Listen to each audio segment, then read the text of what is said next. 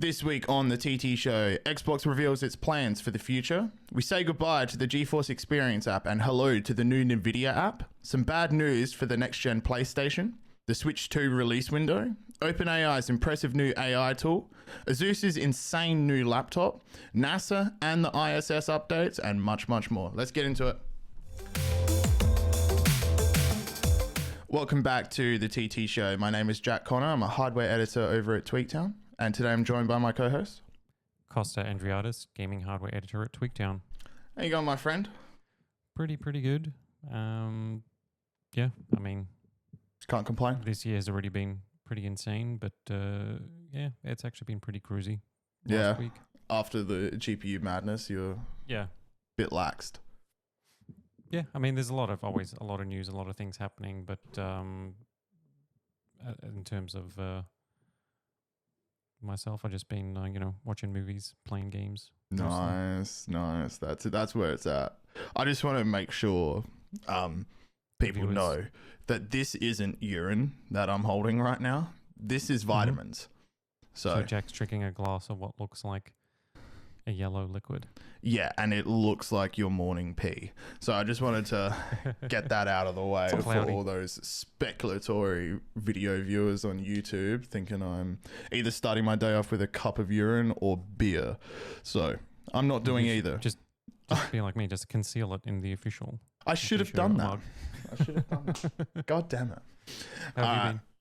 What was that, sorry? How have you been? Oh, not bad. Not bad. I started to get the new QD LED monitors. MSI has sent me a 27-inch. I'm not even sure if I can show it or not. But, 27-inch. It's announced. What is it? 1440p, 360 hertz, QD LED. QLED. QD OLED. QD OLED. God damn. There's so many. And I just got some emails from Samsung, so we can expect to get some more nice monitor reviews coming up. And also Cooler Master sent me a couple, but I'm not sure. I'm pretty sure they're VA, just like VA panels, which is a bit, how you going? Yeah, VA seems like what are we doing? What are we doing? Yeah. Unless it's super cheap, that's about all. I mean, there are, it's like, once you go OLED, what are you going to do? Go back. Yeah, it's kind of like that other thing that it's like once you go, anyway. What? Yeah, that, I mean, I wasn't going to say it, but. All right, let's get off the nonsense and get stuck into the news. All right, what are we kicking this week off with? We'll start with the Xbox madness. So it was like 2 episodes ago where the internet, like Xbox fans, gaming fans, like if you're up to date with your gaming news and like, what's happening in the gaming world, like, on social media, Reddit, X, and, all your group chats on Discord and stuff, like the internet was like, everybody was just going wild under the impression that Xbox is going to go full third party. Like it started, these rumors started like, there's some Xbox games that are coming to PlayStation, and initially it started with Hi-Fi Rush was coming to PlayStation and Switch, and which makes sense because that's not a huge game. It's like, why not? Like you can release it there. Microsoft already has games like Minecraft and stuff everywhere anyway. Yeah. Anyway, and then after that, it was like, hold on, Starfield is coming to PlayStation. That new Indiana Jones game is also coming to PlayStation. And then it was Gears of War, and then it was Halo. And then the rumor swelled into like Microsoft is going to exit the hardware business altogether and just transition to become a third. Anyway, like it got absolutely insane. It just got bloated. Yeah. And so then what happened is Microsoft scheduled a podcast with all their heads to come on to talk about the future of Xbox, and it was described as like a business update. Yep. And so that's now come and gone for a few days now, and so a lot of it was like marketing speak. So if you listen to like Phil Spencer and them on the podcast, like they're talking in circles for the most part, but they basically said Xbox is not going anywhere. Yes, we are going to be releasing 4 games to start off with on PlayStation and Switch. They didn't name those 2 platforms, but they said other platforms, and unless they're releasing it for like, you know, the Sega Master System. It's not going to happen. Yeah. Yeah, and so they announced that, and then they said, you know, like reconfirmed their commitment to the console business, and Game Pass is the future, and that's something that they've talked about for ages. Like even we've discussed how Game Pass is kind of like their big thing going forward. Yeah. They reaffirmed that, you know, all these major games are going to come out on Game Pass first, and that, you know, Game Pass is only available on console and PC, which basically means that, you know, there's no Game Pass on PlayStation or Switch. So what's the big issue? So it was kind of like them quelling the fire to say that no, you know, and they also said that as of now, Starfield and Indiana Jones aren't coming to PlayStation. Yeah. So they're Game Pass exclusive or Xbox exclusive. So like they did kind of like just, I guess, quell the fire, so to speak, amongst like Xbox fans getting ready to smash their consoles and throw them in the bin or whatever it is that fanboys do. This is something because I was trying to keep up to date with it while also covering a lot of NASA news, but I did do some articles on there. I think one of them was that the 4 games. The 4 games, but also the Xbox hardware is still going to be a massive part of Xbox moving forward, and they still have plans to keep making consoles. So when that rumor swelled to the point where, you know, fanboys were like, oh my god, well, they're not going to make any more hardware anymore, that's not true at all. Yeah, so what they are going to make hardware. There is going to be a next Xbox. So you Xbox fans can put down your pitchforks. You're okay. Yeah, and what they did say specifically was that they're working, obviously, the next console, but they said it's going to be the largest technical leap in console history. You could read into that any way you want, because it's not a specific term. But like if you're looking at traditional hardware power, it's like they're not, like, you know, because like the rumor was that, okay, if Microsoft is going to release games everywhere, they might just throttle back and just release like a dummy, like, or not like you know, like a very basic console. It's like, this is your Xbox Game Pass machine. It connects to the cloud. It can run games natively, but it's when they're no longer doing like that sort of traditional console.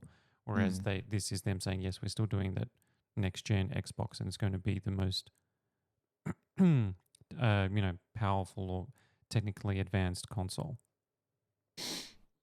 I think it's still too early for them to go completely, like, say, or at least where we are living. Like, we can't stream the new Cyberpunk or whatever. Like, well, I just well, yeah. I mean, GeForce Now is the best cloud streaming service, but there's still, like, you have to be right there. Like, you have to be next to the data center. You have essentially.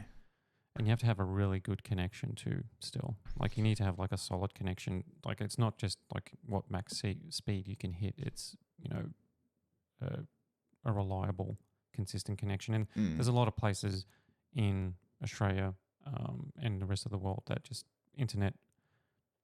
there is internet, but it's not, you know, it's not gigabit, flawless, high speed all the time. Yeah. And I also, like, being the performance freaks we are, I don't want the latency. I want it. Yeah. I want it on my SSD that can move, I don't know, like 10 gig a second or whatever it is.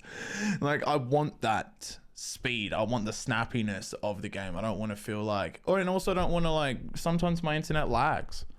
Like, I don't want my offline game like The Witcher 3 or whatever to suddenly be like stuttering around. Like, that's why I want to play those games, because I'm not online. I'm not playing a multiplayer experience.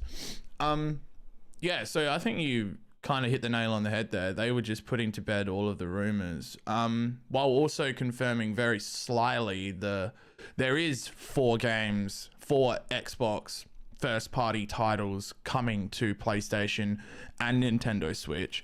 Now, actually, I probably shouldn't have said that. I want to ask you this. are those 4 games all coming to PlayStation and Nintendo Switch? Or is it just PlayStation and some Nintendo? It'll probably be that because the Nintendo Switch is just old hardware, right? It's like like Hi-Fi Rush, like that's like a rhythm action game. Like it's not the most, it doesn't look like God of War or whatever the case is visually, right? Yeah. But it runs at 60 FPS and it has to maintain that because it's all about pressing buttons in time with the music, and the action is like fast and fluid. Oh, of course. So like, so if you're playing on Switch and they're having trouble getting it to hit or maintain a certain frame rate, then it's just not going to feel good to play. Yeah.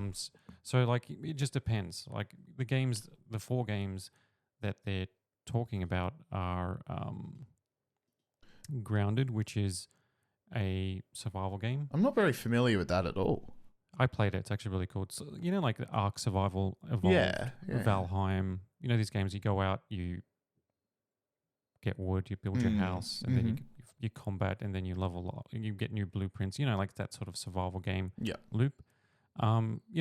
With survival games, I think it's like as long as you find your the one that clicks with you, they become addictive. And Grounded is good because for me it was fun because it's like Honey, I Shrunk the Kids, that movie where you're basically just tiny and you're in a backyard, so you got like giant ants and you're chopping down like grass, like stems of grass to get grass planks, and then you build your little houses and stuff. So I played a bunch of it. It's actually a really cool and fun game. Wow. And co-op too, which is kind of cool. So yeah, so it's Grounded. There's Sea of Thieves, which is which is an awesome game too. Pentiment, which is that's kind of like it's from Obsidian, who made Fallout New Vegas, and they're an RPG studio. But Pentiment is kind of like a really just like a indie style game where it's like set in. It's got like a really hand drawn art style, and it's kind of like a niche title, but it's it's really, really good. I haven't played it, but it was well received. And yeah, the other one is Hi-Fi Rush. So these aren't like, it's not Halo, it's not Starfield. These are sort of games like, and the way they described it was these games have like reached, because they've been out for a while now, they've the peak of what they're going to do on Xbox and PC, right? So it's like, do they, and they worded it like either we just start trying to get more money out of our customers, which would be like, more DLC, microtransactions, season passes, and inflating costs for things like more development time as well. Yeah, or we find a new audience, which is to say like, hey, like if Sea of Thieves has got like, if like they reckon 30 million people have played it, Sea of Thieves, over the last 4 or 5 years that it's been available, and if that comes to PlayStation on PS4 and PS5, which has like 180 million potential new customers, if 1 million people buy the game, they've already recouped those costs. It's definitely, it's all about like growing the audience. and this is where we lead into what's happening in PlayStation, because you posted a story and I posted a story as well, where it's kind of like, which is kind of being not buried, but like not talked about as much as the Xbox stuff, which is what Sony's going to do for the next gen consoles, because they're costing so much money, right? Yes. And this is where we get into it, because what's happening is that Microsoft isn't alone here. Like, these companies need to find revenue, because the console business just on its own isn't really growing, right? Like if you go back to the PlayStation 2, the most popular console of that generation, it's one of all time. It's like 120? 120 million, 160 million, whatever it is, right? If you look at the PS4, it's like 140 million. If you look at the Switch, it's 160. Like it hasn't changed in the past 20 years. Like the most popular console of today hasn't sold 4 times as many consoles as the most popular console of 20 years ago. You know what I mean? Yeah. So like, Helldivers 2, which is like the current smash hit. It's like a Starship Troopers game. It's on PC and PlayStation. It's a Sony game. I want to play it. They released it on PC as well. And it's a lot of fun. But that is doing gangbusters on PC. And this is the future, right? So like Sony are looking to increase their revenue. So they're going to release games on PC. Now, whether or not they end up releasing games on Xbox, that may happen down the track. But what's happening is that Xbox they're the first to do it. Like we're saying, okay, we're going to release games on PlayStation.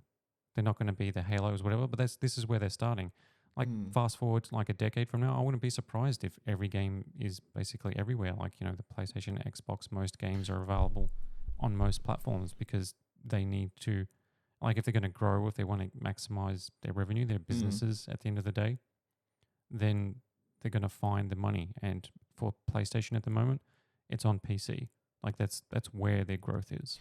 Yeah, well, this might be a bit of a reach here, but we are starting to see the walls of the old guard of exclusivity, the walled gardens that they made, come down a little bit. And I think you touched on it at the start of what you were saying. It has to do with the costs of the hardware that is going into these consoles. Now, where is that story that I had? I think it was an insider so talking about the semiconductor costs for the next gen PlayStation console. And in a nutshell, and you can definitely expand on this more, but Sony and I'm guessing Xbox, like you said, are in the same boat. Sony in particular is forced with their decision. They can either make the next gen PlayStation proportionately as powerful as the leap from PS4 to PS5, which would be stunning because that was a huge leap, and increase the cost of the next gen PlayStation substantially, or keep it approximately the same cost as the PS5 and give, within 15% below performance increase. So you'll get a less powerful next gen console. Is that essentially what it is in a nutshell? That essentially is. Yeah. So what we both kind of reported on the same thing. But no. But we had different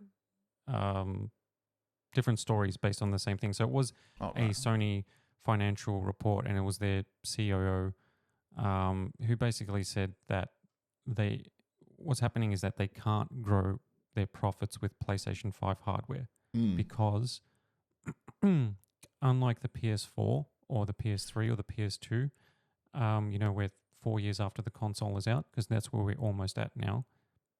After the launch, you can have a more efficient node. If you look at the Xbox 360, had like 5 different revisions, but each time they used more efficient hardware and it was cheaper to produce. It was cheaper to produce and then sold cheaper to customers. So the Xbox launched, or the PlayStation 2 launched at this price, but 4 years down later it was cheaper, right? And that's happened always with consoles, is that after a certain period of time they become more affordable. And then what happens is more people buy them. So the PS4 exploded in popularity when its price dropped, right? To the Slim. Yeah. And it became more affordable. They had the PS4 Pro, but then the regular PS4, the PS4 Pro, I think, launched at the price that the PlayStation 4 was at, and then the PlayStation 4 Slim dropped in price, right? Yeah. So then they were able to sell. So apparently that's no longer possible. They're saying that the more efficient nodes, which is apparently in the PS5 Slim, cost exactly the same amount to produce. Chip production doesn't get cheaper like the more efficient nodes you get. So we now, because the node increase, so if you look at, it's the same in the GPU space. What's happening is that, you go 7 nanometer went to 5 nanometer, went to 4 nanometer, now it's going to go to 3 and then 2. What's happening is that the costs are increasing as it's getting smaller to produce because they're more complex technologies. So what's happening is that if you want to hit a more efficient node that's the same as the previous thing, it's actually going to cost you the same. It's not going to be cheaper, even though you're not pushing that node further, right? So it's a situation where we may not, my story was that basically the PlayStation 5 may not ever get a price cut. It's actually the only console to get a price increase. If you're in the US, you didn't get the price increase, but in Australia, the price went up. In Europe, the price went up for the console 2 years after it came out because, this is separate to the chip shortages and stuff. It just actually, things are costing these efficient nodes are costing, or these high tech nodes are just so much more expensive to produce. Yeah. And but the takeaway of all the prediction that because of that the next gen consoles are going to be weak. I like this is the thing. Like I still think there's an arms race happening between Sony and Xbox. Oh, for Xbox sure. came out and said we're going to create. It's going to be the biggest technical leap ever, and Sony is, the rumors are that it's the PS6 is going to be super powerful, but I think where they're looking is going to be AI to boost things further. I think they're both going to have it was already in the MPUs. leaked documents that Microsoft is going to have a dedicated NPU. Yeah. Yeah, that makes more And sense. they're going to use it for they're all just going to have hardware based upscaling, frame generation, all that stuff that's currently on PC with the latest GeForce series. And they're all going to be doing their version of that. And that's going to be a technical leap, right? So it's free performance, just with the AI upscaling, 4K, it looks as good as native, but you're getting a 20% or 30% performance increase. Yeah. So it's that's a 20, 30% increased performance. So even though because it's so expensive to produce, we may only be that much more powerful in terms of raw power. Yeah, But native. because of our AI hardware, now we can push that to where people expect, right? Yeah. No, I completely agree with that take. That is, I think it's almost so obvious. When you put it in those terms, it's at CES, there was a vacuum cleaner that had AI in it. Yeah. It's you know what I mean? So it's to say that the next gen consoles aren't gonna have AI, I think would be completely silly.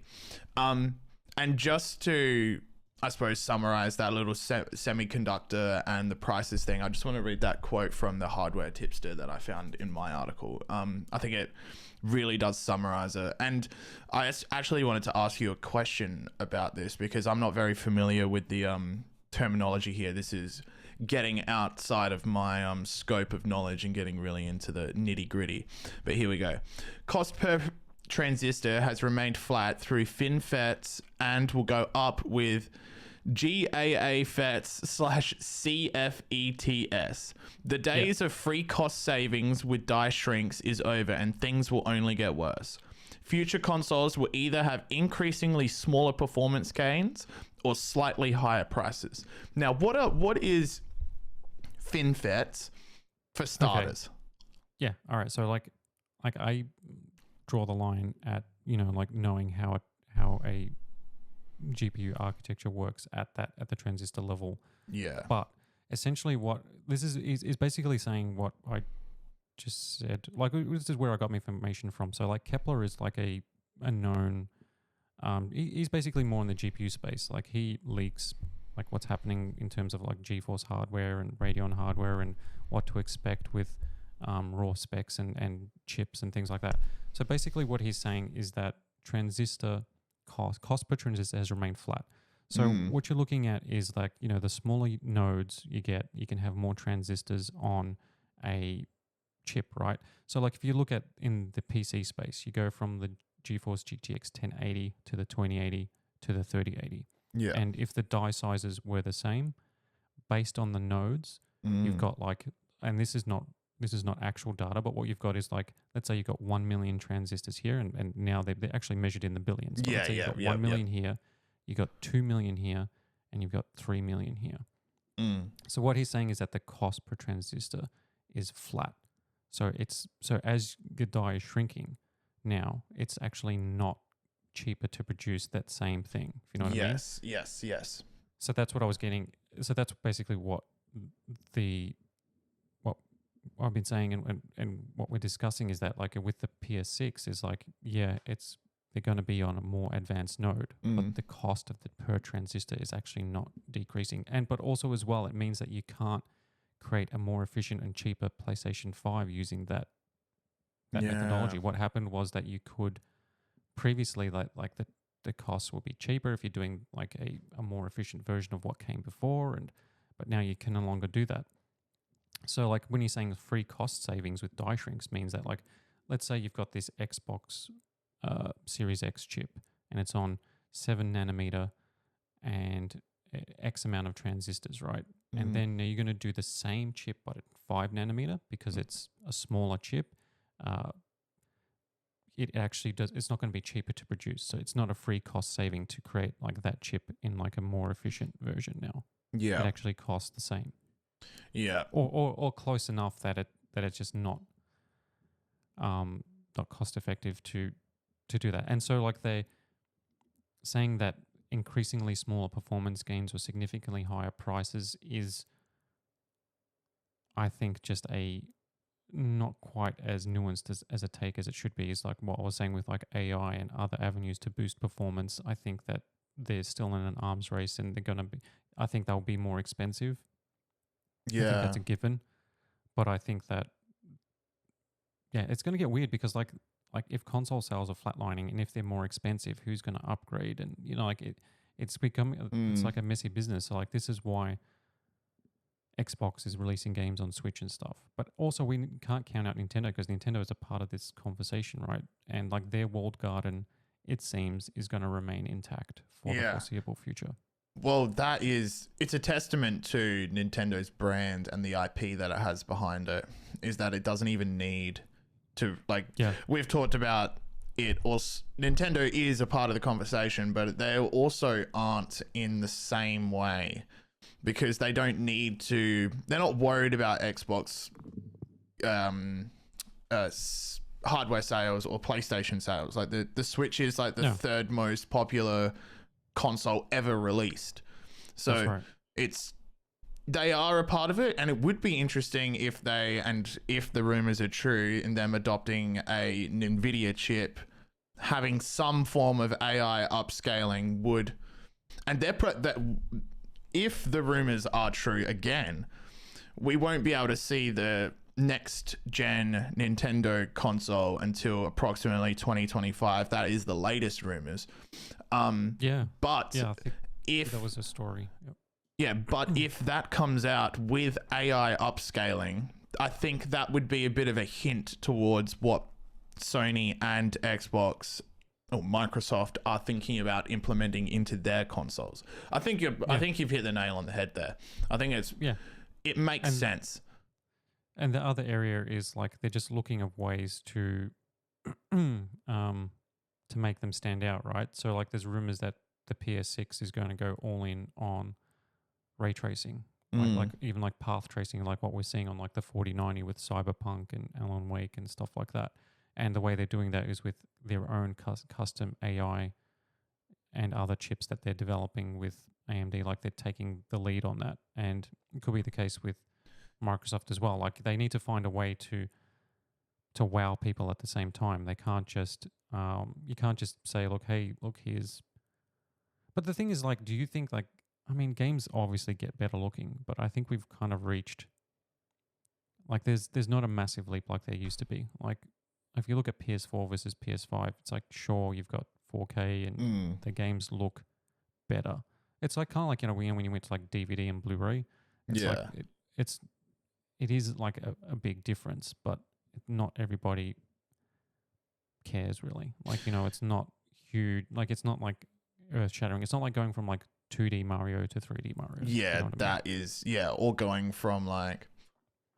right back to like when the Nintendo 64 came out in like 64-bit color. Yeah. It's like, oh wow, this is incredible.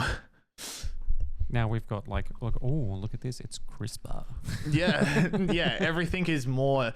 There is definitely more fidelity, but I think that is, especially if you're going in terms of resolution, it is just pixel density. Yeah. Essentially. It's like you can make, like, look at The Last of Us on the PS4. That game still looks incredible.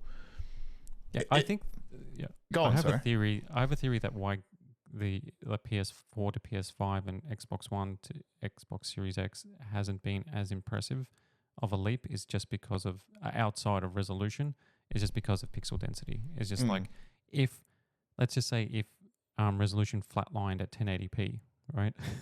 I mean, which not that you'd ever want that. Ugh. But then let's say like TVs were still 1080p, but then you had the PS5 hardware. Like games would look like movies, basically, like because you're not having to render 8 times the pixels to hit 4K. I think resolution will flatline at 4K. I think us going from once everyone is rocking 1440p and there is mass adoption of 4K, kind of like what we're seeing now with the jump from 1080p to 1440p. Once we're doing that from 1440p to 4K, and then everyone kind of gets to 4K, it is monitor companies and TVs, they're going to be hard pressed to get gamers to buy an 8K display. And I'm not even familiar enough with it. Can you get 6K without going into a weird aspect ratio? You probably could. Yeah, I was thinking like sort of like there has to be something there. Just like 1440p, the 1440p version, right? Yeah. But at the end of the day, like this is like where it becomes like, I think you're right. I think 4K is, there's no real need to push higher than that just based on diminishing returns, right? Like rendering 8K versus 4K is dramatically more intensive. But like, let's say you've got on PC, a 32-inch monitor on your desk, whether that's ultra wide 34 or 32 16:9. That's a big monitor, right? That's a decent sized desk monitor, and most people wouldn't be able to fit much more than that on their desk. At 32 inches, the pixel density for 4K is impressive, right? Like if you were to have a 32-inch 8K display, you may not even notice a difference. No, what the problem is you now have to turn Windows scaling up to like 200% because your mouse is so damn small that you don't even know where it is. When I was benchmarking cards, we had an 8K display just to light the 20 series cards essentially on fire. Like this, even they were getting like fucking, beep that, 10 frames a second or whatever. We just wanted to push it. But when everything was at 8K, there was hardly any difference unless you were looking for the like specific differences between 4K and 8K in games. It was just the density of the pixels on the screen. And yes, it did make it look better, but it depends on where you're sitting as well. Like if you're sitting at a desk and at a reasonable distance, I usually try and put my monitors about an arm's length away. That's where I like them. And I'm running a 4K display now. If that was at 8K and I was sitting an arm's length away, I might be able to tell some differences out. But then again, I review monitors. But if I gave it to my best friend and did a side by side, I don't think he would even be able to pick it out. And some game, like if you plug a console into an 8K display and you're playing on your bed, there's no difference between 4K and 8K when you 3 meters back or like. There isn't. Yeah, that's right. So like if you go, like the only place it makes sense, and this is the only reason why I think 8K displays are coming out or make sense, and it has to be with movies, right? So if you look at movies that are shot on 35mm film, which is the traditional CinemaScope widescreen movies, 35mm film. And if you go to IMAX, which is like 60mm or 65mm, like that huge gigantic film that they film on, right? Now, if you were to translate that or scan that in and convert that to a Blu-ray, convert that to a 4K Blu-ray or whatever it is, right? To make it like native, to make it look, for a display to be able to make it look exactly like if you were just projecting the film, like for a 35mm, it works out to be about 6K. And I think with IMAX, it's like 8K or around about there. 70mm is. Yeah, 70mm is like 8, so it's like 8K.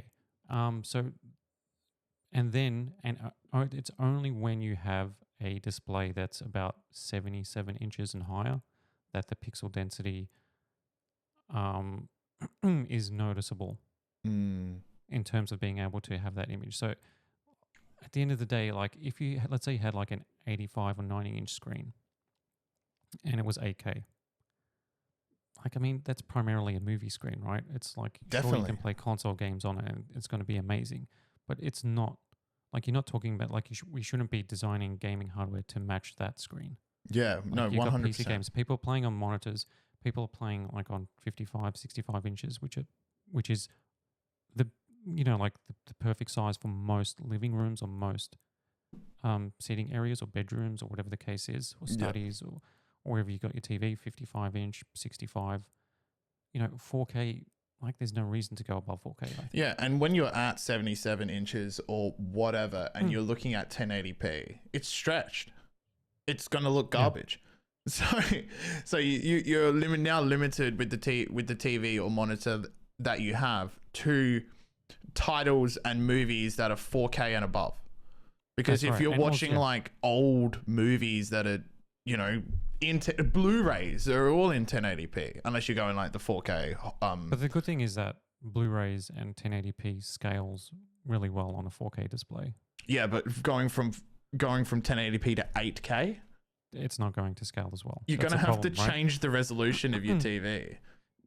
Well, yeah, it's just the source material then. It's like with LCDs, like, with 4K displays and standard def, like DVD resolution stuff, how it just doesn't look great. Yeah. But DVD resolution stuff looked pretty good on 1080 displays. Yes. It's just because like when the gap is so much higher. That's why, like, if you had like an 8K display and you were gaming on it, you kind of like need a 4090, you need DLSS, you need to try and upscale, you need to, You're doing all because of it. otherwise it's just not going to look as good. Yeah. That was a wild tangent. That was a wild tangent. We got onto the monitors there. Where should we move on to now? Did you want to talk about NVIDIA? Yeah. Let's talk about the new NVIDIA app, All which right. is now available in technical preview in beta. So if you've been gaming with a GeForce GPU for since time began,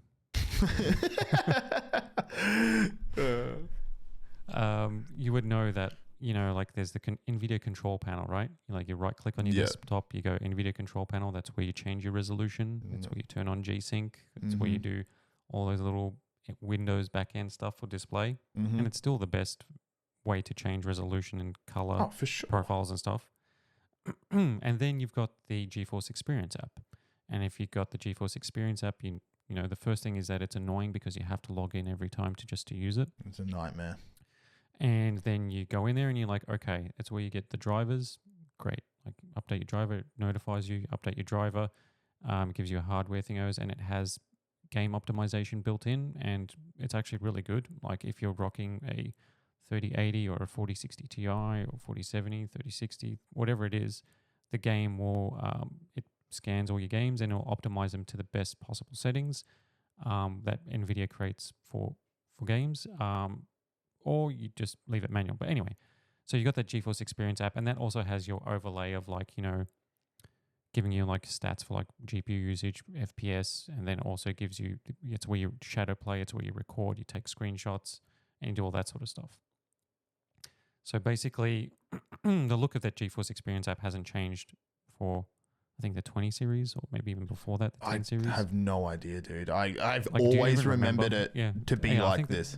Same. Like, I think before that was just control panel. And It's then just they added this on top. retconned my memory, I think. Yeah.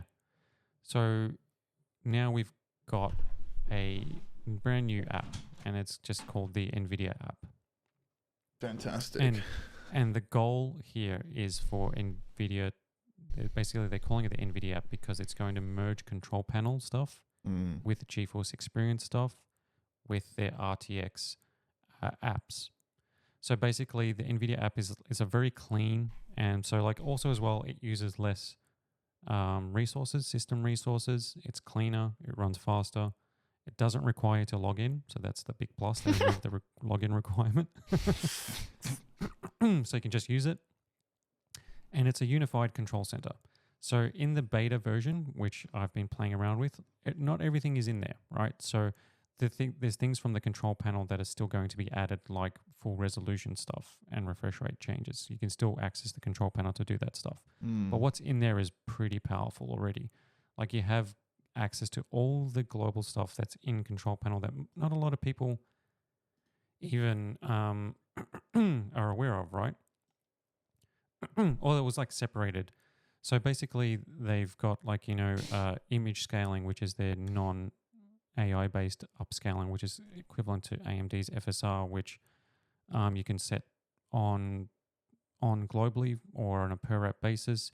You got like full controls over like each app and what it's going to use in terms of like control panel stuff. You've got access to your drivers, and then you've got access to all your games installed with settings, and it's all in a clean presentation, so you can change all like this in-game settings, and it introduces a couple of things, I'll go into a couple of the new things. So it's got a feature called RTX Dynamic Vibrance, and this was something that's in there that was in their control panel, or it's a brand new kind of like AI powered thinger, which actually, now this comes down to personal preference. This makes games look more vibrant, colorful, and because it's AI based, it actually looks impressive. For like especially like games that like in the example they provide like Cyberpunk, and I've tried it in Cyberpunk and Fortnite, games that are like colorful, the vibrance is actually really cool, and they think that feature is going to become pretty popular with some gamers. And the other feature is, which is in beta, that it's going to be improved with updates, is called RTX HDR. This is something that people have already discovered in the recent drivers, and they've already been modding into games to enable HDR. So basically, RTX HDR works like Windows Auto HDR and the Xbox Auto HDR, in that it makes any game HDR capable. Yeah. In the beta, it's only limited to a single display. So like if you're rocking multiple displays, you can only use a single display when you're using the feature in the beta version. Multi-display support is going to be added later. So basically, RTX HDR is kind of like DLSS, right? It's AI powered. It uses the tensor cores on GeForce RTX GPUs, and the results are probably the best SDR to HDR transition I've seen. Really? Yeah. It actually looks pretty good. Windows was a bit garbage when it came out, and I think in some titles it's because stinks. it's like UI elements and like everything else. Just like the HDR, like feels overwhelming when you go from like when you do the automatic HDR, whereas this isn't crazy. Like it actually seems a lot better. Like it can recognize things and it looks more natural. Yeah, it's actually really cool. That's going to become a cool thing for playing games in HDR if you've got a HDR display. And the other big thing is that like the overlay, the on-screen overlay has been fully updated and fully modular. You can move it around the screen. Like, you can give you real-time monitoring for like frame rate, GPU, CPU, PC latency, system latency. There's all these CPU usage, GPU power usage. You can have all these things, and you can arrange it on the display. You can like move it in real time how you want. Yes. So it's still Alt-Z to bring up like the NVIDIA gallery stuff, Alt-R to bring out like your on-screen overlay for like GPU performance and stuff. It is so much faster in the NVIDIA app. Like I am super impressed with it. So if you go like, Alt-Z like comes up instantly on the left-hand side of your screen, kind of like it's really clean, like doesn't use, it just looks clean, and it gives you the stuff, you can, start recording your gameplay with shadow play. You can take screenshots instantly, photo mode, all that sort of stuff, the game filters and all that sort of stuff that NVIDIA had before. It just seems a lot cleaner and easier to access. I like this render latency. This is some tracking that I haven't seen besides like MSI Afterburner. Like I think the VRAM, clock speed and stuff like that, voltage. This is nice. It is really cool. And so like in the recording stuff, you got shadow play. So not in the beta version, but I was told that in a future update, they're going to add AV1 encoding. So you'll be able to record gameplay with a very small file size. So like if you're recording, shadow play and it was like 1 gig, now it's going to be half the size or even lower. Yeah. And still be at the same or better quality in terms of like the codec. And yeah, it's just I mean, it's a long time coming because I think having the control panel, as powerful as the control panel is, and it's, you know, you have access to everything on the GPU side, as well as your display, right? Like NVIDIA control panel is the best display, you know, management tool on Windows, I think. Oh, for sure. Like I can't remember the last time I used Windows. Yeah, because the Windows display thing is terrible, right? And that like one of my main issues with like Radeon and Intel Arc is that the Radeon like software looks really good and you got like powerful tools, and it actually was like, okay, NVIDIA need to update their software because AMD's Radeon software looks better. Yeah. Or like it's better presented and it's a bit more detailed, and it's because it's all in one place. But if you want to do display setting stuff in the Radeon software, like you either have to use the Windows or it has very minimal things, whereas control panels like really powerful tools. So even though that's not available in the NVIDIA App beta, it's coming soon. They did say then there is a roadmap and the beta comes out and it's opt-in. So if you install it, it uninstalls GeForce Experience and it's replaced with the NVIDIA App. But you still have control panel to have access to all the features that aren't in the NVIDIA App. Yeah. So basically it has everything that the GeForce Experience app has, plus more, plus a whole bunch of control panel stuff, and more is going to be added in the future. But also as well, you've got access to NVIDIA Broadcast.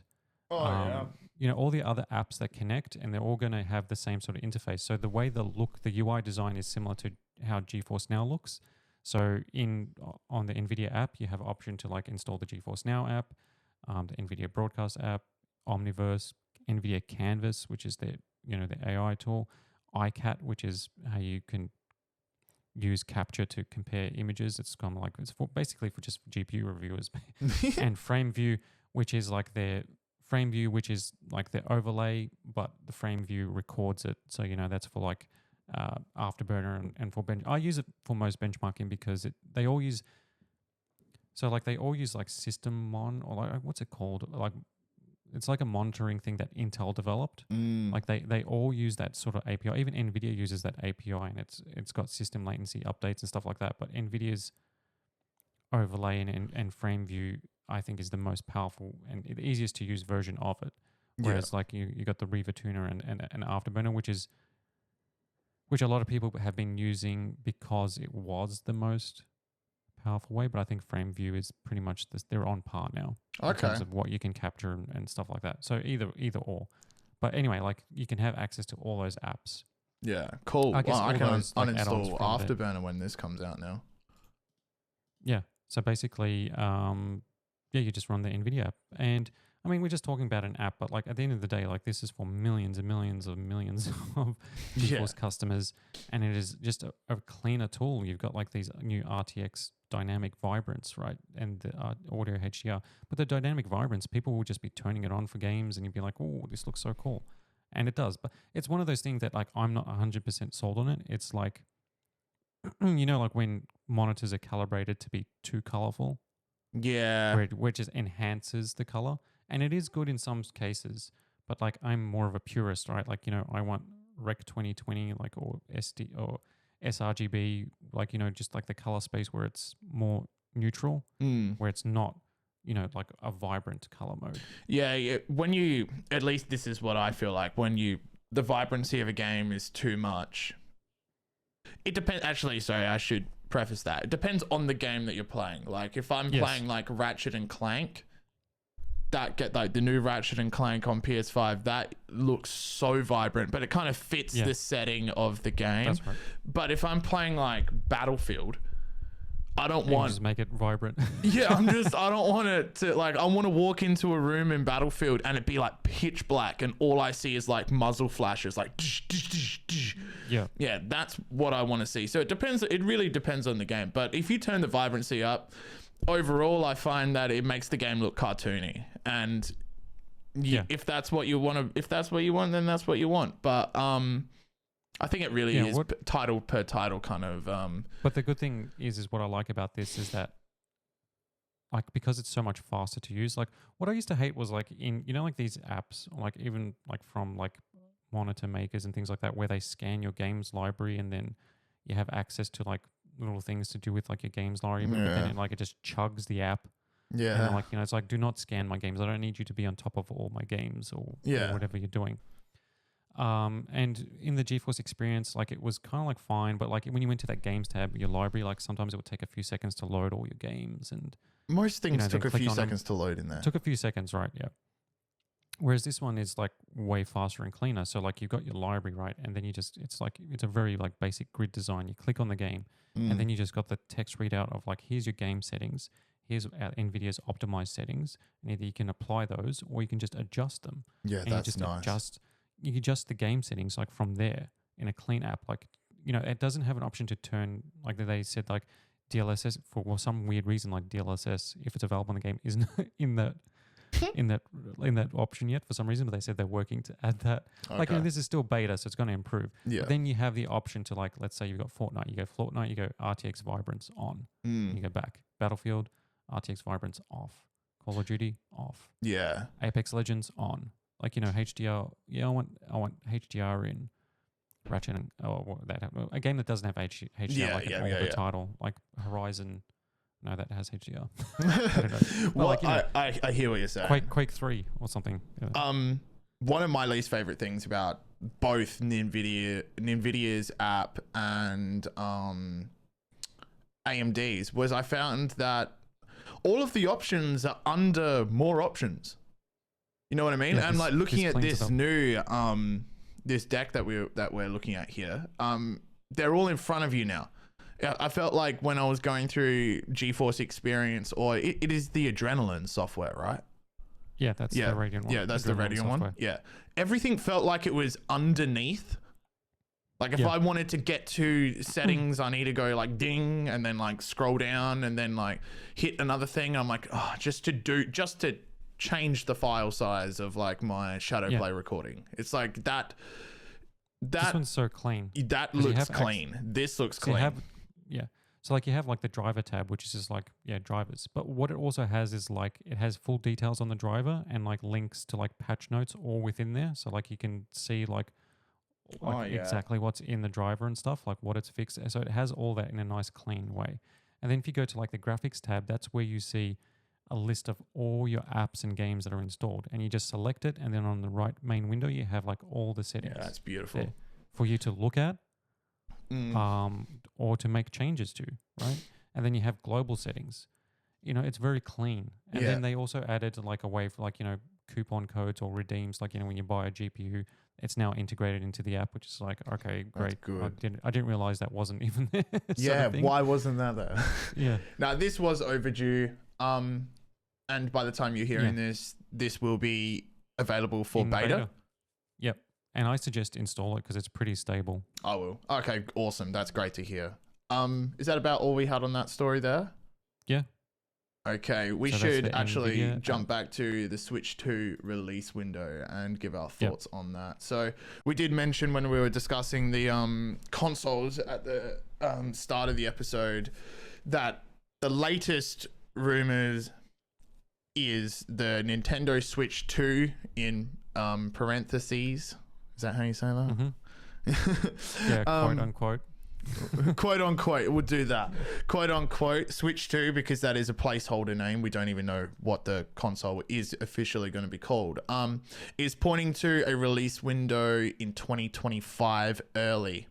Now, that coincides, and I'm just going to do a quick summary of the. Do you remember last week when we talked about it, or was it the week before? It was a couple episodes ago, and I said my prediction was early 2025.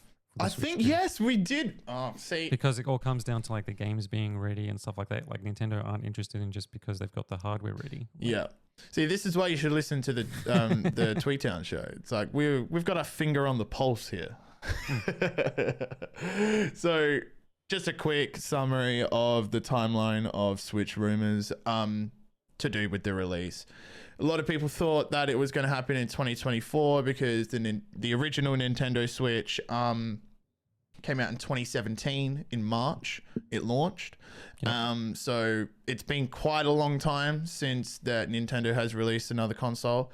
The company is squeezing as much as it can out of this current gen, and it is appearing to look like they are gearing up to release a next-gen console. Now, Nintendo's last financial report stated that the company is focusing its business model on the current gen Switch. So that kind of threw a wet blanket on a new Nintendo Switch coming out in 2024. Now, reports... kind of lines up. What was that, sorry? So this basically lines up with what they said is that like our focus for the financial year, which ends like, early next year or March or whatever it is the existing Switch hardware. Exactly right. So the latest rumors, and this has been corroborated between multiple different sources. I just want to make sure outlets such as Bloomberg, Video Game Chronicle, and Eurogamer have each independently gathered information from their own sources at Nintendo that Nintendo has sent out an internal briefing that has informed third-party companies of the console's delayed launch. So, according to these outlets, Nintendo's decision to delay the launch was to provide the company enough time to gather a stronger launch lineup, which is exactly what we were talking about 2 weeks ago. And the latest rumors surrounding when Nintendo will launch its next generation console points to Q1 2025, which would align with the Nintendo Switch's release date, which was March 2017. Even though that might be a little arbitrary, I just think it... Which would be 8 years. Holy... 8 years, dude. That's a long console cycle. Wow. So that's essentially where we are at with the next gen Nintendo console. I suppose we don't have much else to say on it because we said it 2 weeks ago. So we're like, that's exactly. Oh yeah, no, this is what we were saying. Yeah, I'm okay with that, but like I think it just means that like I think they're going to launch with a big title, right? And I think Smash. I mean my dream scenario would be like it would have to be like the next gen Mario. It'll be the Smash Bros. Yeah, but Smash Brothers takes them quite a while to develop. Oh yeah, no. The what is the director's name? Smash Bros. He like almost kills himself each time he makes the game. Smash Bros. There's so much detail put in every single character. And also the last one was marketed as like everyone is here. It's like every character is here. And it's like, okay, well, what do we do now? He should do like a Thanos snap. It's like everyone is gone. Yeah, I think it'll be like a Mario Odyssey follow-up. Oh yeah, all four. Yeah, that's one of the best games on the Switch. Like I think it's one of the greatest Mario games ever made. Oh, definitely. And if they do like Metroid Prime 4 for like that sort of like first person, because they did the remastered and it's been. I mean, Metroid is a big franchise, but it's not a system seller franchise. That's like a Nintendo fan, like an old school Nintendo fan franchise. But that'll be enough to get. I wouldn't say like mature gamers, but like it'll just look cool. It'll be like a first person sci-fi game and it'll just be like, okay, yeah, that looks awesome. Well, and correct me, stop me if I'm wrong here. So the Switch came out 2017, March, released with that was the Super Mario Bros. Odyssey. No. What came out with the Switch? Okay, so the Switch was... Because it wasn't Smash. Console. Smash Ultimate came out a year after. So the Switch came out at a... let's have the Nintendo Switch launch titles. Okay, so like I went to like a preview event for the Switch back in the day, right? So with Nintendo. And what it launched with was... The big game was Zelda.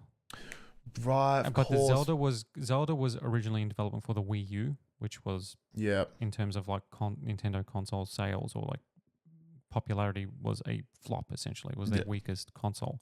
So that was the big game, but it came out on Wii U and Switch, so it was like a cross-gen sort of game. But the Switch launch was a little bit bizarre because it like ahead of its launch. It was like, yeah, okay, it's a better version of the Wii U because it's a dedicated handheld and can connect up. But they were like selling this, like they had like this game called 1-2 Switch, which was using the Joy-Cons. It was all about like the Joy-Cons, kind of like the Wii thing. It was like, you pick them up to answer the phone, you You do this. It was like a mini game collection called One Two Yeah. Switch. They had like a bunch of like they only had like a handful of games, right? Like Just Dance, but they were kind of like it was from the Wii and Wii U era. It was still that legacy of Nintendo making gimmicky motion control or like that sort of experience, and then they had I think pretty much, let's have a look at the launch window games. Or Yeah, and I think it was the reason Mario Kart 8 Deluxe. Yeah, so like there was a few games, but then like it really took off once they started getting more like traditional style games. Yeah, so we had Breath of the Wild. That would be I would say the main reason people were picking up the like early adopters for the Switch were picking up the console. Yes. I bought it for Smash Bros Ultimate. And because it's going to be, if the rumors are true, and we're going to get the next gen console in 2025, that would mean, I mean, they've already had another Zelda come out during that there's time. no Zelda.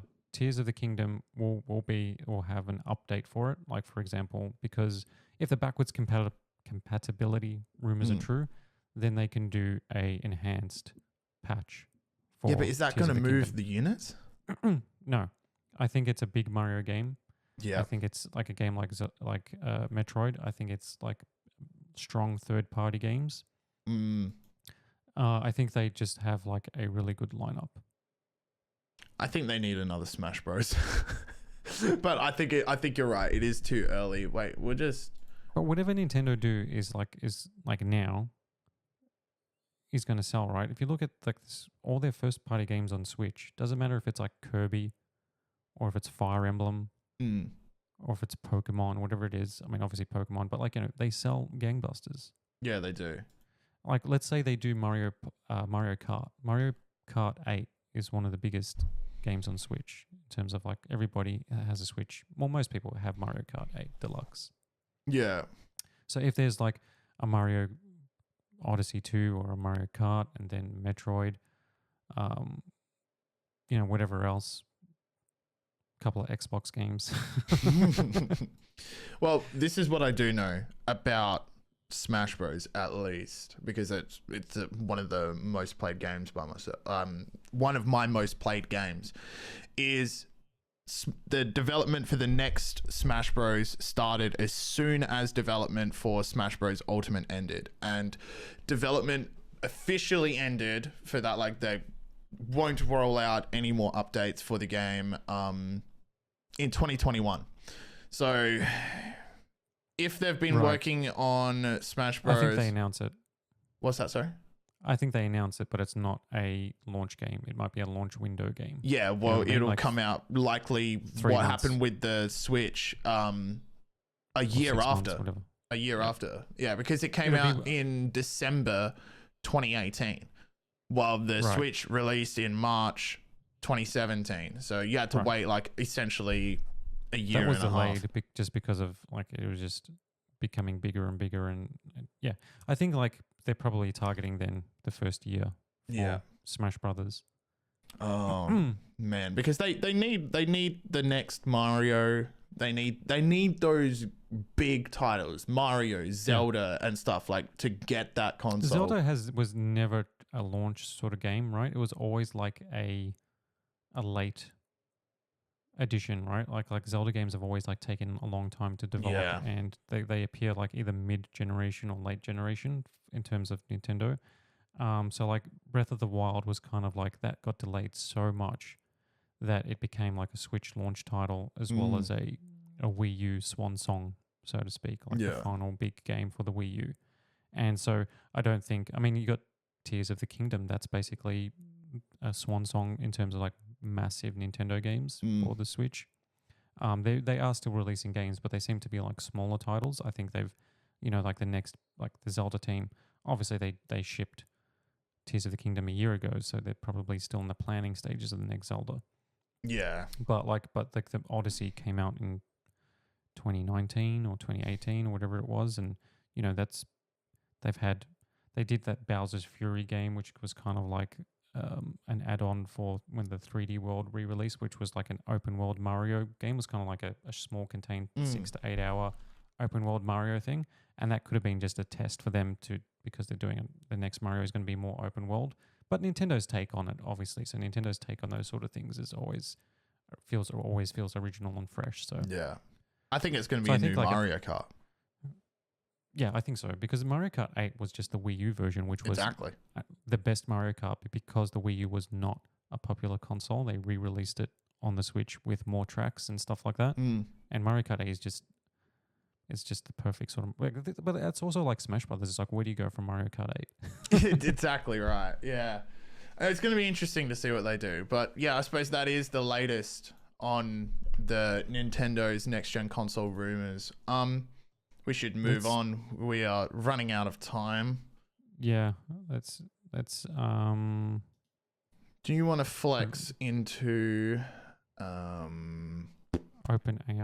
Yeah, let's do that. Video tool. Yeah. Okay. So if you've been online, you would have seen Sora, which is OpenAI's new video creation tool. It is impressive, right? It's so impressive. So generative AI, I mean, if you're not aware of what's happening, it's essentially, AI models are trained on ungodly amounts of data, and what became huge in the last couple of years has been generative AI images, Mid-Journey and all those other tools, and basically, DALL-E. all the DALL-E, yeah. So it was like version 1, you see it was generating images, and they were kind of like, yeah, all right. And now they're like lifelike, like human faces and stuff. Like they're getting close or indistinguishable. That looks like a Pixar movie. That image there, sorry for the audio listeners, but head on over to the video thing. That whatever that little adorable thing that is about to touch that flame, that looks like it's out of a Pixar movie. Yeah. But there are like some weird like things that are still kind of like off with it. Oh yeah. You know what I mean? Like it's like, why is it got... Can't do hands, dude. Yeah, I know. Like, what's that weird thing in the middle of its hand? It's like the hand is like, you look at it and you're like, it looks like a hole. What the hell's going on there? Like, right? Like there was one video that went viral on Twitter. Was like a cat waking up a girl like in bed, and she rolls over, and like the cat looked like realistic in the bed. Like if you saw it, you'd be like, oh yeah, that's just like a real video. But when you like pause it, like there's like a couple of frames where the cat's like paw looks like it's got 3 paws, like the way that it just it just looked off, and like the girl's kind of like face in like a couple of still shots just looked like unnatural. Yeah, it's almost like, heading into like the uncanny valley. It's off-putting. Yeah, essentially, like it is like you just reject it like physically.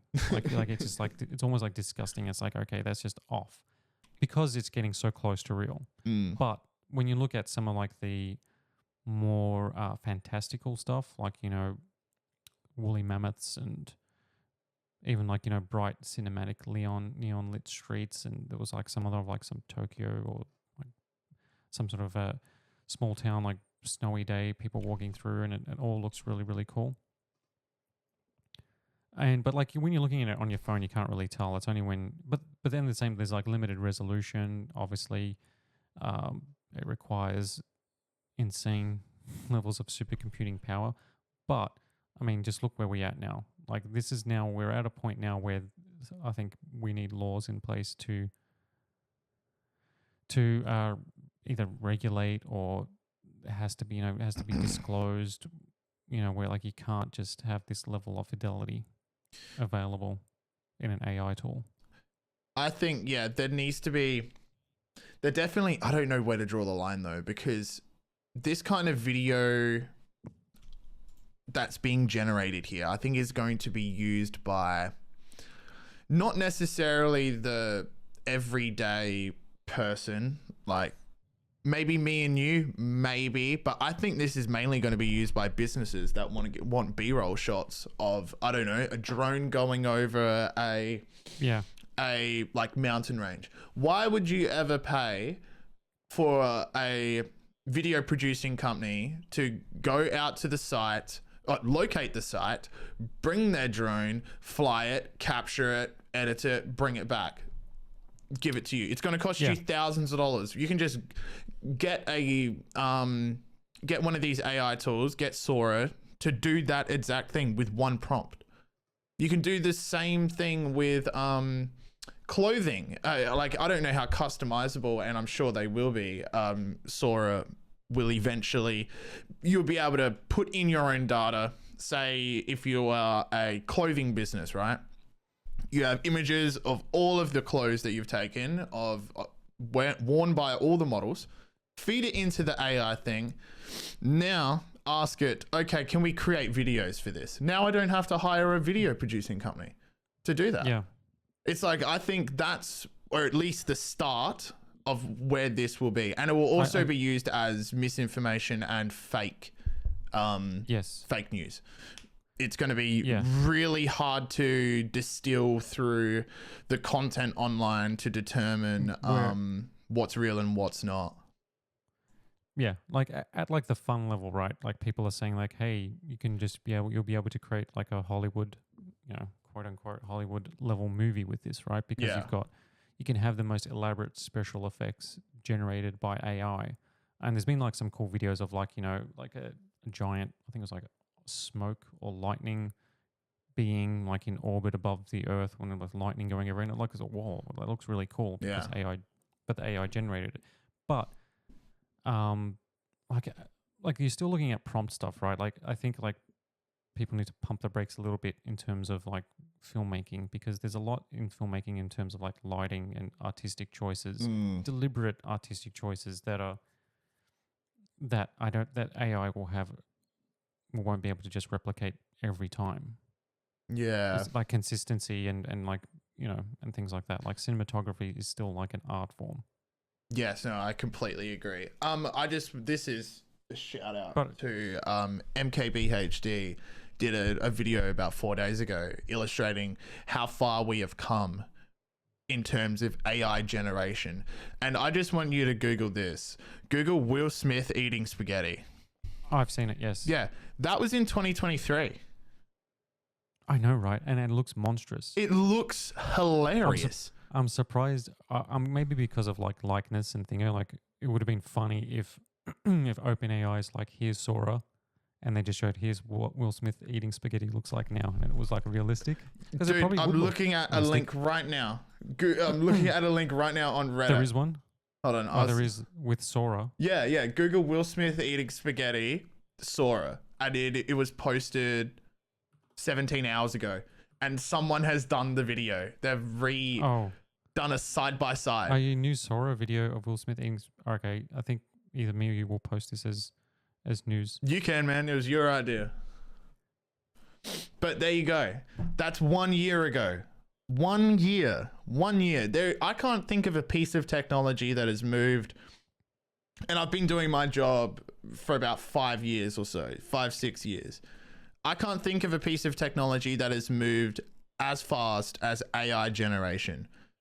Like where it's just leaps and bounds, and like every time there's a new thing that comes out, I'm like, oh my God. Oh, wait. I think this is like him trolling. Oh, is it? It's actually. Or are you getting fooled by the AI? I don't know. Hold on. I think it's like Will Smith. Actually, oh yeah. Will Smith posted it. That's him actually recording himself eating spaghetti. Oh, the top comment. I swear I couldn't even tell it was actually him. I genuinely believed it was Sora.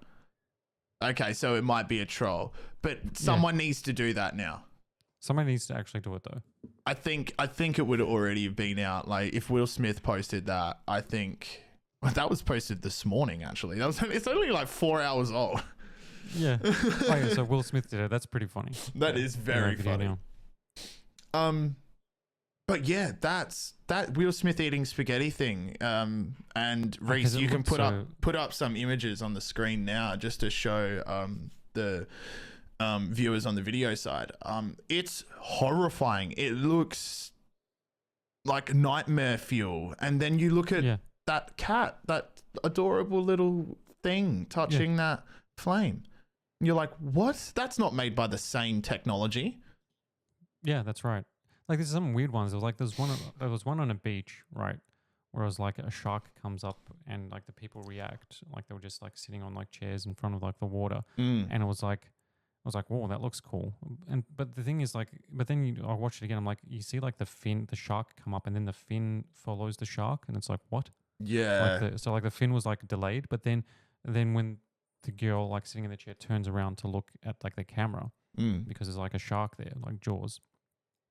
Like it was like almost like The Exorcist because her body doesn't twist; it was just her head turns.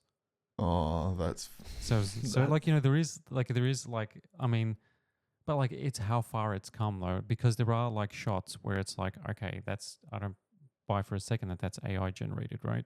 Because if you look at a couple of seconds, it's like, sure, you might be able to scrutinize it with a fine tooth comb, but like if it's fooling you, and a lot of this stuff, not necessarily fooling you, but if it looks like the thing that it's supposed to look like, then it's already hit that in a lot of cases. That's why I think B-roll is going to be the first thing that people use this tool for. Businesses, like the overhead drone shots, the fish swimming in an aquarium, and it's like you just will use that on your website somewhere as just a bit of video footage, and you won't need to get the production companies to produce this. Yeah, like exactly, and like ads and stuff. Like let's say like you just want, I mean, obviously like we get into copyright infringement or whatever, but let's say you go like, I want, you want to like mimic a style, right? You say like, I want like a man walking down the street in the style of the Coen brothers,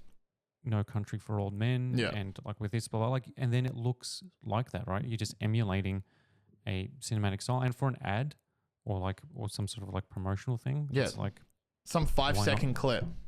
Yeah, it's like, yeah, that works. Yeah, I think that'll be the first kind of adoption for that, and that was kind of outlined in that MKBHD video where he was showing just how far the tech has come and how he thinks that the first adoption will be the B-roll, because that's the content. It seems that these AI tools struggle with humans, especially with hands. Not necessarily just humans. Now. It's most hands and feet and a lot. And then when motion is introduced as well, they get a bit sketchy, like you were saying with the Exorcist head, or like the shark's moving this way but the fin is like trailing behind it. But it's like what is it trained on, right? Like it's not our understanding. It's not like human physiology of like how bones and muscles work. It's not using necessarily, like, I'm assuming it's not using that data to work out how a head would turn. It's just like going by like head turning. We've got 500 million examples of head turning. Yeah. And every like different muscles are different in people, genders, etc., and like angles and how it looks, body weight, muscle density, all that sort of stuff, but it's not factoring in there. So it's like, okay, this is a head turn, and this is what I think it looks like, or whatever the case is. It's not necessarily like rendering. This is why, like, when they say like, you can do a Hollywood level thing in like 2 seconds, is it because you're not sitting there modeling everything or like fine tuning the lighting in that scene? Like, you're not sitting there handcrafting it. It's just the AI going, I've seen 500 million versions of that, and I've trained myself to be able to recreate that, so let me recreate it. But obviously it's a completely different thing than handcrafting it, if you know what I mean. Like it's a different methodology. Like how it works is not necessarily, it's not necessarily like magic either. It's just like so much horsepower, and like it is impressive and groundbreaking because it's generating this stuff from just training. But it's just like it is just using insane levels of GPU power and stuff like that to just train these models over and over, feeding it with like everything that's ever happened, and and then saying like, hey, now because you know everything that's ever happened, like what's your version of that? Yeah, that's essentially correct. I think that is about all on that. It is extremely impressive. We will keep you updated, because this is the worst that Sora is ever going to get. And I do think it's very funny that it can't do hands or feet. I think that's very funny. But they're going to, iron out those creases. And a year from now, like what's it going to look like? Oh, I hope it goes back to looking like Will Smith in the first rendition. That would be funny if it reverts. It starts eating it. You remember we did that story where if AI starts consuming its own data, it's like a snake that's eating its own tail, and then it almost destroys like it's going to destroy itself. The underlying language model. So if this is out for a year and everyone's using it, posting all the stuff around everywhere, and then it's all absorbed again by the AI, it's like, well, there's the tail starting to eat itself. And it's just like a slightly not quite version of that. And it's just going to get progressively worse. That would be so funny if that's how all of this AI generation ended. It's like, well, we built it, but then it ate its own data and now it's broken. Start again. What is it? Elon says it's like the most ironic outcome is like sometimes the most likely. And it's like, that would be an ironic outcome. It's like, we've got this new, crazy, like, oh, this is the most powerful bit of technology we've ever seen. And then it just makes its own demise. And there's nothing that they could do about it because that's the way it's designed. Yeah, exactly right. It's like a fundamental design flaw. Yeah. Let's breeze through some stories because we're getting pressed for time here. So I just wanted to touch on when outlets such as Bloomberg's Mark Gurman believe that there is going to be the next generation Apple Vision Pro.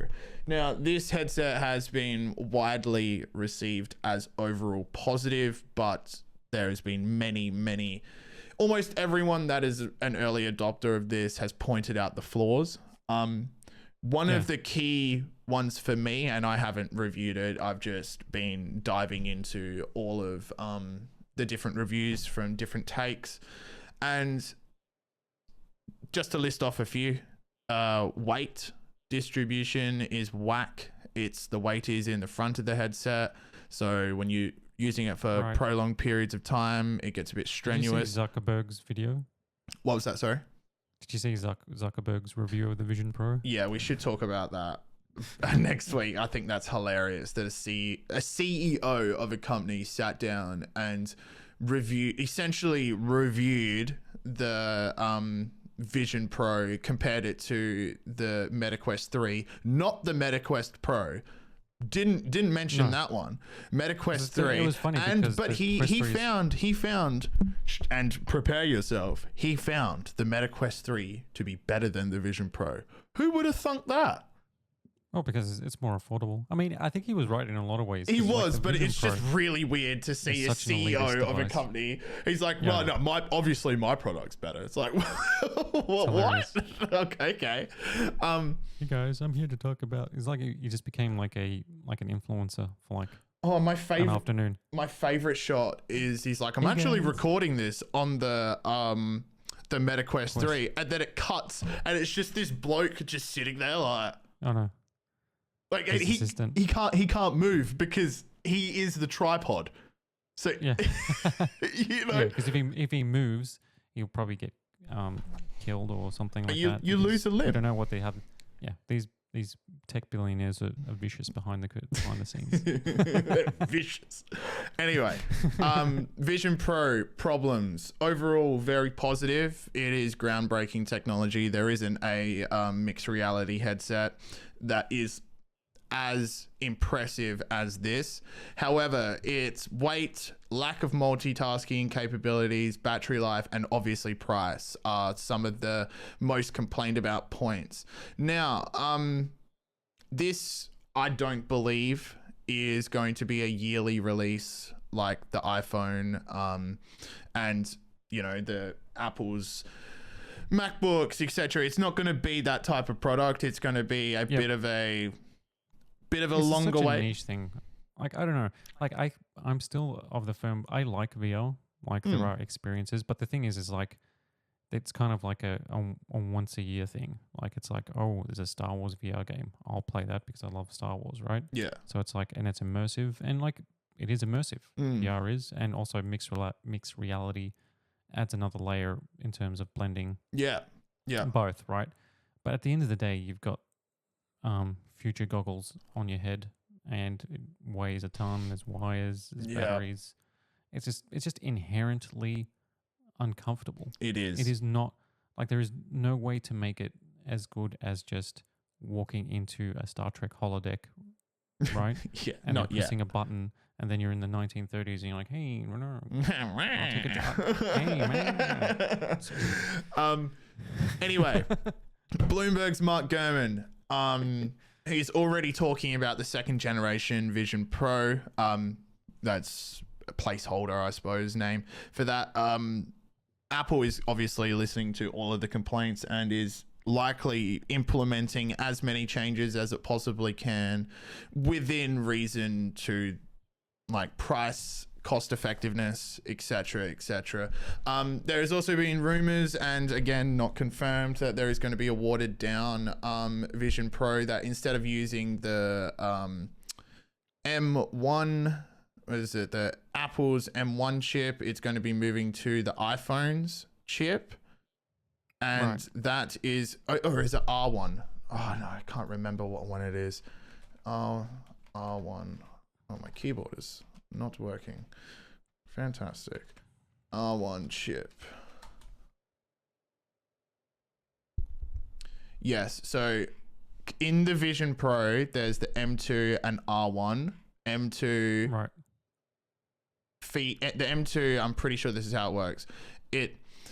That is what is taking all of the camera data, feeding it into the R1 chip, that is then rendering it for you in the headset itself. Okay. It's either that way or the other way around.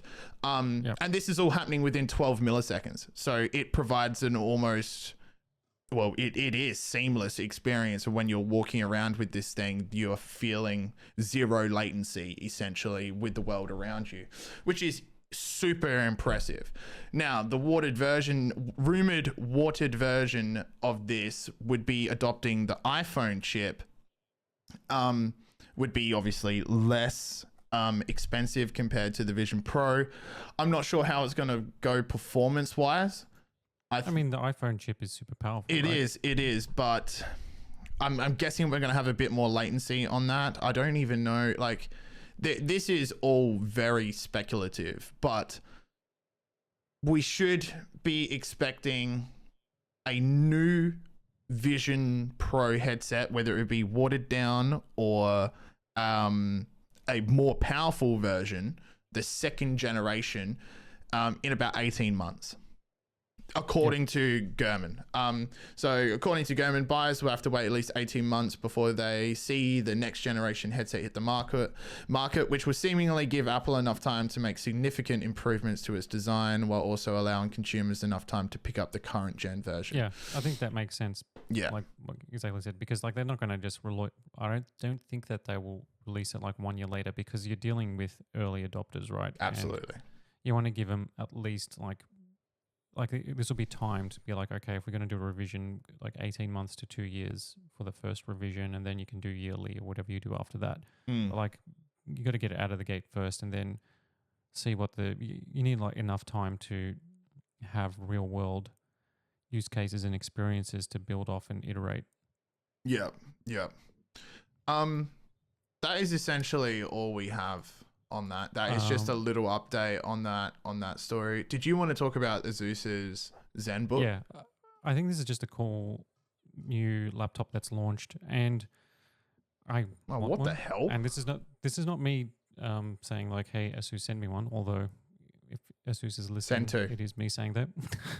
So basically, this is like, I think this is like for imagine you had this at Computex, right? Like, oh yeah. Okay, so we know what laptops are in terms of ultra thins and stuff like that, and in terms of like productivity, you know, if you're on the road or even just like in a hot desk environment. So see the Zenbook, if you remember, like a couple of years ago, ASUS had like a Zenbook Duo where it had put like half a screen above like the keyboard, and it had like your screen above that, and it was kind of like a weird sort of like multi-panel display. This is essentially like a productivity PC. So the new Zenbook Duo, which is out now. So basically the laptop component is two 14-inch OLED touchscreens that fold. Yummy. Right? So you got two 14-inch OLED touchscreens that have ASUS's whatever they call it, Lumina OLED displays, 2880 by 1800 resolutions, 500 nit HDR peak brightness, 120 hertz refresh rate, 100% DCI P3 color accuracy. As a monitor nerd, you hear that and you go, "Ooh, okay, That's nice. It's going to be a slick screen." Nice. So what happens is that it's essentially, so you got like, it's almost like a laptop that is two screens, right? Two OLED screens and they're both touch. But you've also got a Bluetooth keyboard with mouse, like that can sit on the lower half. Nice. And if that's sitting on the lower screen, you've just got a single screen. So the second screen is not being used. That sits on top, and you've got basically a traditional laptop. Or you can take that keyboard off, and then you've got two displays, one on top of each other. So you've got a multiple display laptop for productivity. You can flip it on its side, so then you've got two portrait displays with a keyboard. Yeah, that'll be good for certain productivity. If you're just writing documents and using chat applications and email, the portrait display is actually good because you're reading, because documents. This would be perfect for us at Computex, because we could have our press releases on one side, images, etc., that we all took on the showroom floor. Like in portrait display, yeah. Yeah. It'd just be like it's bang, sit it like a book, and then just have like your two thingers and just go bang, bang, bang. Dude, how good is this? I just wanted to point it out. This because is it's out sick. now. It was announced at CES, and as you know, CES had 500,000 million announcements. Is this got AI? Yes, it does. It does. So it has the Intel Core Ultra 9, the new processor, the top end one, the 185H, with AI, NPU, and ARC graphics, and yeah. So it's a 14-inch 3K, two 3K displays.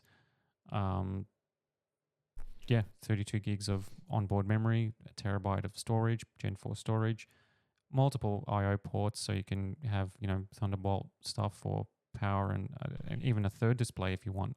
You can connect a third display. Oh my god!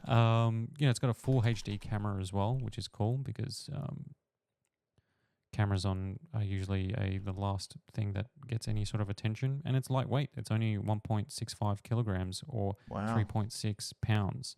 And it's an ultra thin, so it's only thickness is just 2 centimeters folded up with the keyboard and the two displays. So you got a pretty thin, portable productivity.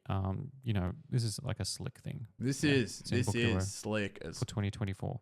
I think this is I don't know why they went glossy on the display. Like those fingerprints are going to get all over that. Going to be a bit gross, but I wouldn't be using the touch screen at all for this. Not you got like a full touch pen, so this is like proper. Oh, you got a pen. You got a pen with it. Yeah, so you got a stylus, so you can do like the proper document notations and stuff like that. You can write things out. So this is like it covers every base, right? So like even if you think of like a tablet with like multi-touch display, like high resolution, it's got that. 75 watt hours. Do we know what the milliamp is for the battery? I don't know what 75 watt hours. I don't know how that I don't know how that converts into milliamp. Into real time. Yeah, I don't know how it what the charger would be. I imagine this is going to go like you're going to have like 3 hours of battery on this if you had both crank it. No, it's power supply is Type C, 65 watt AC adapter, which is full Type C power, so it can actually. Okay. You can power off USB. So I think it's got power delivery as well. Yeah. Dude, this is going to be a Computex. It ticks all boxes, right? Yeah. In terms of like, if you were to say like, design me the perfect productivity laptop. I work for like a business. I deal with documents and things like that. I'm a content creator. I deal with video editing and art and things like that. I'm also like a writer. I'm also like a reader. I also, this is awesome. Very good like find. High quality video and stuff. And it's like, yeah. Very good find. It is expensive. I think it is. Actually, no. It starts at like $1,700 US. Okay, which isn't too bad. In Australia, it's available at JB Hi-Fi for $4,000. So it's expensive. So it's like more than double the price in Australia. All right, of course. We should finish off the show with, unless you wanted to keep talking about that laptop. No. I just wanted to highlight it and just go, wow, how cool is this? It is very cool. I just want to finish off with some NASA news here.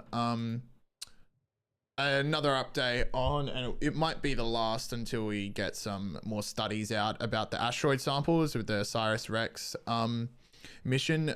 We've been following this one along with in the show for quite a while now. They've just a quick summary for those that are just tuning in.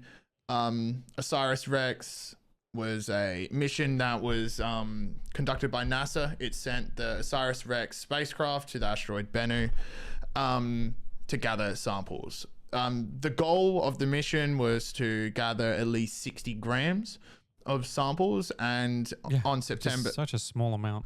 It's such a small amount. It's so small. And on September 24, 2023, the samples were returned back to Earth. And now NASA, after spending several months trying to get the capsule open, is saying it is the largest asteroid sample ever collected in space and is more than twice the total amount of weight than what was required for the mission to be called a success. So, like I said, NASA needed to recover 60 grams. It recovered, I want to get the exact amount here, 121.6 grams. It was more than successful. So the 60 grams was to obviously meet the goals of the mission, but what they do is they take the sample, about 70% of it I'm pretty sure will stay at the NASA's Johnson Space Center, and then the remainder will be sent around the world for testing, independent studies. It'll go to, the UK, it'll go to Europe. Basically, whoever has requested it first, the majority will be kept by NASA. But now we have more than double to go around. And preliminary studies of this sample, and I'm pretty sure I talked about it last week, it might have been the organic matter, like organic molecules were found within these samples. So, and it was it's similar to that story that I discussed last week as well, where asteroids can be like the transportation system for water onto other bodies around the world. So this is going to be an incredible achievement, or it's already an incredible achievement that they've managed to get more than double of what they were planning on getting. But now that there is double, we can send so much more around the world for more independent studies by universities, etc., etc. So yeah, that's just a little update on OSIRIS-REx. That is how I tip my hat to NASA for doing this. This is this is the funniest part about this, is they get back OSIRIS-REx. The biggest problem that they had is they couldn't get the capsule lid open. Yeah. They couldn't, it's because like there was two fasteners. They made it. They made the thing. There's two fasteners that they couldn't unscrew. And if you look at the sorry for the audio listeners, but there is an image on screen now. Reese, pull this image from my article here. The NASA researchers and scientists can only access it through these gloves that are going into like this essentially airtight glass That's right, because you chamber. don't want to contaminate the samples, right? Exactly We're right. talking about like it's still a small amount, right? You can't just have oxygenated and like our own atmosphere and stuff like that, or even like bacteria on your skin or skin flakes, just destroying the sample essentially. Yeah, you've just introduced an alien body, so to speak. Yep, that is exactly right. So they built this chamber, put the OSIRIS-REx capsule inside, went to open it, and then they couldn't because of these fasteners. So they had to design special tools. This took them months. This is like, it landed in September. We got it open like last month. They were fiddling around in this box for ages, trying to get it open. So then they were like, crap. How many? So they for basically 4 months they'll be like, wait, give me a try. Two screws. Give me a try. Just open the jar. Yeah, essentially like passing it around. Yeah. So that's pretty funny. Yeah, that's a massive achievement for the science community, and especially the learning about the solar system and how Earth came about and the other exoplanets out there. Like asteroids they contain the secrets of the universe. Another science story another NASA story actually, and I think this is really cool because it is a bit of propulsion, and I love me some propulsion in space. So NASA has successfully reached a milestone in developing a solar sail. I don't know if you've ever seen Treasure Planet. Treasure Planet. The hell's that? It's the Disney movie. Disney. It's a really old Disney movie. My keyboard is just disconnecting and reconnecting. I'm over it. Okay, yeah, 2002. Treasure Planet. It was one of my favorite childhood movies. Oh, cool. And I've never actually seen it. It's like pirate ships in space. Yeah, and they all use solar sails. Essentially the premise behind this is it's exactly the same as a boat, but instead of wind hitting the sail, it's solar particles hitting the sail. And the way that works is... Oh, so like you did, instead of like aiming it towards the wind or against the wind or whatever it is, you got to get it the best amount of like sunlight or whatever. Correct. The solar sail absorbs and reflects sunlight, giving it energy and therefore propulsion. More specifically, when the light from the sun hits the solar sail, the momentum of the photons transfers a portion of their momentum onto the sail. So as light is hitting it, it's like ding, ding, ding, ding, ding, ding, ding, and it's absorbing, which is good because it's giving it energy, but it's also giving it momentum to push it forward.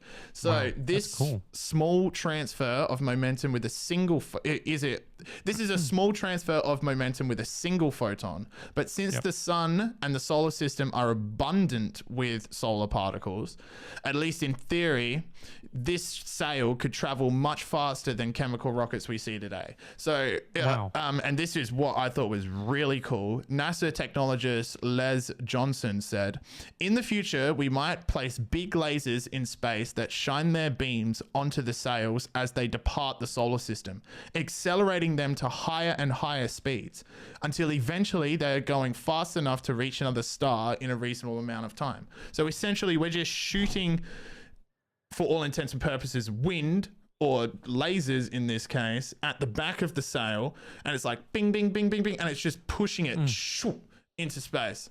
How cool is that? That's very cool. I didn't even know that's how it worked. Very, very cool technology. This sail is 17,780 square feet when fully deployed. Sorry. That's gonna be so cool. Be like, man, they should do this in like more movies. Then be like, raise the sails in space. It's like, yeah. How cool would that be? Solar sails don't require any fuel and are extremely light, which makes them very attractive. Uses of propulsion for low mass missions into orbit. So, traveling. The days of like sailing the seas are back. Yeah. I think it's a very cool form of propulsion, because obviously with the more weight that you have that you want to exit Earth's gravitational pull, the more costly it is. But if you can get a solar sail into space, then deploy it in space, it's low mass, and you still have, by all accounts, if you take the theory as its maximum potential, you will be able to travel as fast as a chemical rocket can. It's still very rudimentary in what it is currently at, but NASA has successfully rolled back or deployed one of the 4 quadrants of the massive solar sail. So we shall see. Yeah, very cool. Ships in space could actually happen. that is about all I have for this week's episode. Yep. I think it's yeah. Yeah, that is. I mean, we just run out of time as usual. There's obviously more we can talk about, but we'll cover some more stuff next week. There'll be some GPU stuff next week and more and more of everything else. Yep, that's it. Thank you very much for listening, and if you're watching, thank you as well. If you've made it this far, please go like, comment, and subscribe on the video. Check out the socials. There's TikToks and YouTube videos going up quite regularly. If you can't sit through the entire podcast, hit up the clips. Each of the stories that we've talked about this week are in the description below in a Google Docs. So if you want further reading or more specific reading, they're all there for you to check out. Yeah. Thank you very much, guys. Yeah. We'll see you next week. Bye.